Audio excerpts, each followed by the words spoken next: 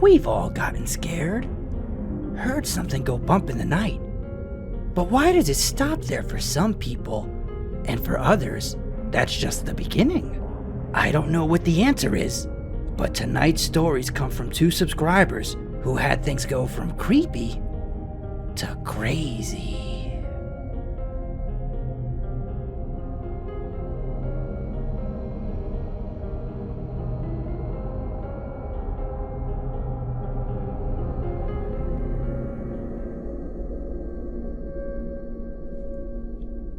This happened in 1991, when I was 14 years old. I was invited to a sleepover. It was a fun time.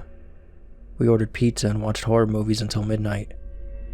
Then one of the guys there said they wanted to do something really crazy. I didn't want to be the one to slow things down, so I pretended to be really into it.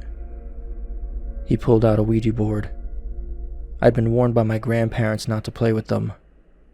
But again, I wasn't going to be the one to stop it. At first, I didn't touch it. I just huddled up with the other guys. Some of them started complaining that it wasn't working.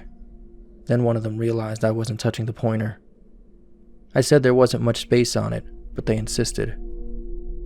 They said they needed everyone to do it or it wouldn't work. I took a deep breath and put my fingers on the pointer. We each got to ask it one question, and the pointer would move around. Some of the answers were really dumb. Someone was obviously controlling the pointer. After the first 2 questions, I started to relax.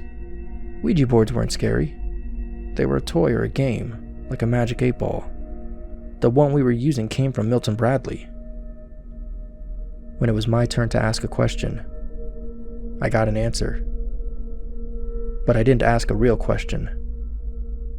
I wanted to know about a girl, but I didn't want the guys there to make fun of me. So I asked some throwaway question, and the game just continued.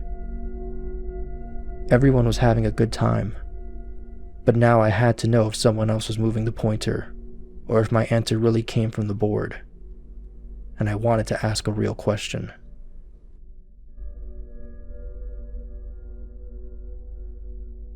The next day before I went home, I asked my friend if I could borrow the Ouija board. He told me you're not supposed to use it alone, so I lied to him. I told him I thought it was cool and I wanted to show it to my parents. It was afternoon when I got home. The sun was out. It was a perfect looking day, nothing creepy about it. This would be a perfect way for me to test the board. I rushed into my room, turned out the lights, lit a candle, and put my finger on the pointer.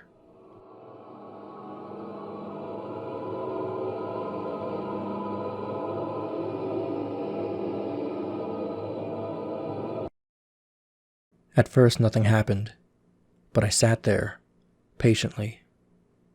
Then I started to feel the pointer moving. My heart stopped. I didn't want anyone in my house to know what I was up to, because I didn't want to get in trouble. So I whispered, "Is anyone here?" And the pointer glided to yes. I couldn't believe it, but I wanted to believe it. I wanted to believe that there was something there with me that could give me answers to my stupid 14-year-old boy questions. I leaned in and asked for a sign. Something. Anything. Any way I could know that I did it right. That I wasn't just tricking myself. That something real was happening.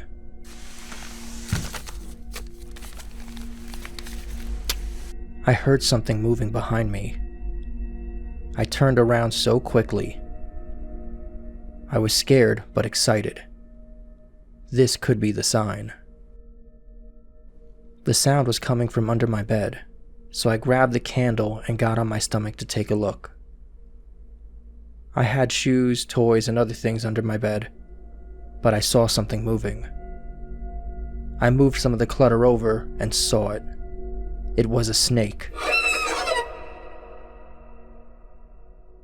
I was terrified and started screaming immediately. My parents and older brother ran into my room and turned the lights on. I ran to them and grabbed them.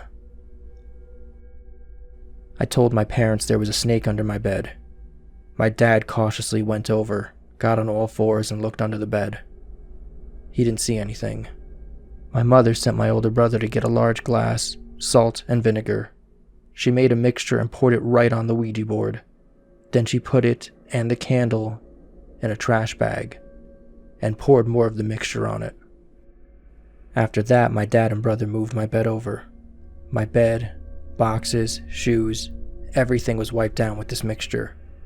My parents were pretty mad about the whole thing, and I was still scared. I asked my parents to leave my bed near the window and to not put my things back under it so the snake wouldn't be able to hide if it came back. My father told me it wouldn't be back, but if it made me feel better, it was fine. For weeks I would check under my bed regularly and slept with that awful smelling vinegar mixture beside my bed. The snake never came back, and I haven't touched a Ouija board since. Before June 2013, when I experienced my personal encounter with a black-eyed kid, I didn't even know they existed, let alone that there was any documentation of these beings. It was a warm late June afternoon in Escudero, California, and I needed a few things from the grocery store a few blocks away, so I decided to go on foot just before sunset, as the heat of the day had largely subsided. By the time I had checked out at Food for Less, the local grocery outlet, the sun had set, but it wasn't completely dark yet. Maybe twilight. As I carried my 2 grocery bags out past the automatic sliding door, I did notice there was no one around me, at least within 20 feet of me. No sooner than I had turned left to walk along the covered area where they keep the grocery carts, I heard this voice behind me, speaking to me, trying to get my attention. "Excuse me, sir." I heard this child's voice, and I expected it was being directed towards me, but I just kept walking as though I didn't hear him. It was getting later and darker, and I wasn't in the mood to buy raffle tickets, which is what I thought this was about. "Excuse me, sir." This time it was louder and closer behind me. So while I was still walking forward, I turned to see who this was trying to get my attention.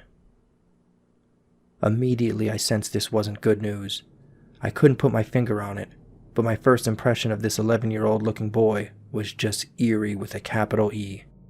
He was dressed in dull gray and ill-fitting clothes, plain-looking pants, and a button-up shirt.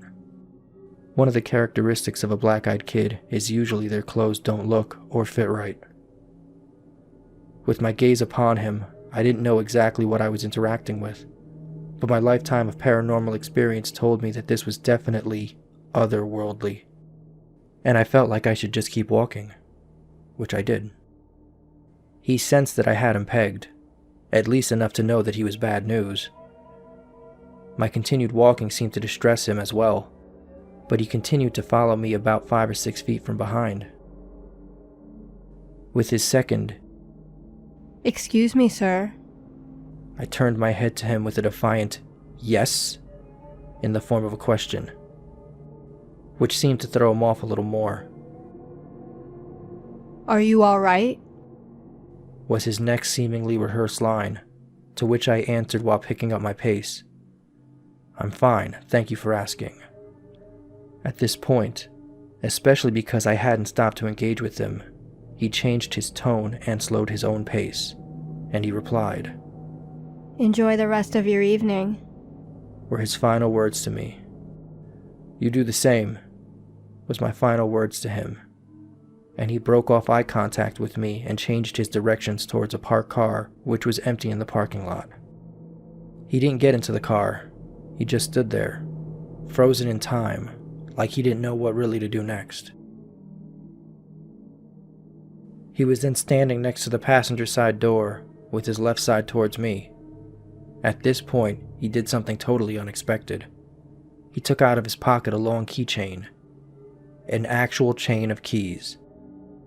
Maybe a chain of 20 or 30 keys, and he flicked the chain like you'd flick a yo-yo. I don't have a clue as to why he did that, but I got a creepy feeling about all those keys on his keychain. Were they car keys? Or maybe the house keys of his victims? Those who didn't escape? Black-eyed kids are thought to be some type of alien hybrid, an organic entity which feeds off a victim's organic life force, much like vampire lore.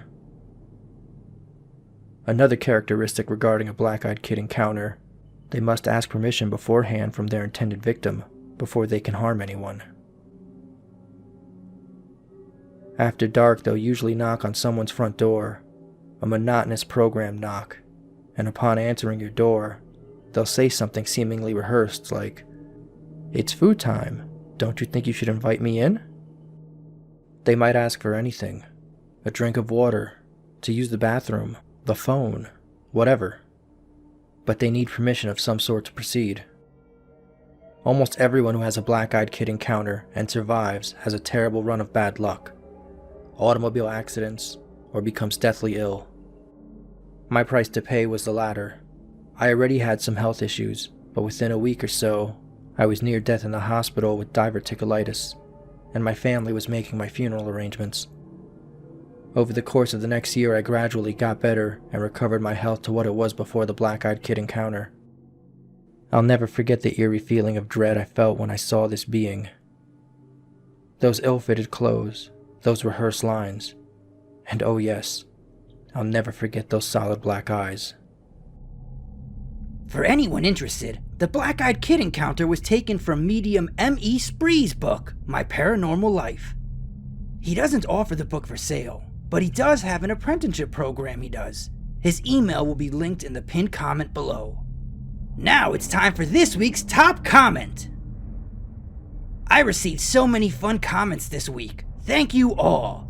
This week's top comment goes to Princess Marlena! And it reads, "My brother and I used to be afraid of this old house in our friend's neighborhood. Rumor had it that it was a madhouse, and that the patients had rioted in the 1920s or 30s, then killed the staff before escaping. The house was actually a winter hunting lodge built in 1905, and expanded on in the 1920s, and used as a convalescent home in the 1990s. When it came on the open market and we visited the open house, it wasn't as scary to us as when we saw it on the street as kids, and we learned the real history behind it. It wasn't a madhouse. There were no violent deaths there." Princess Marlena, thank you so much for this and all your other comments. It's incredible to me how many stories children can make up with ease. I used to tell my older cousins stories about the monster that lived in the chimney, and the pictures in the hall with eyes that could follow you. However, that house you saw is probably really haunted. What were you doing going in there? That realtor didn't know anything. She just wanted her commission.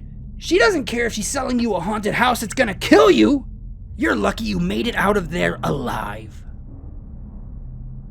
Both the people in today's video are okay today, but the boy with the Ouija board did get in some trouble with his friend. When he tried to explain what happened with the board, his friend asked, if the snake was so big, how many feet was it? The boy answered, I don't know, it had 0 feet. So I think we're supposed to use inches.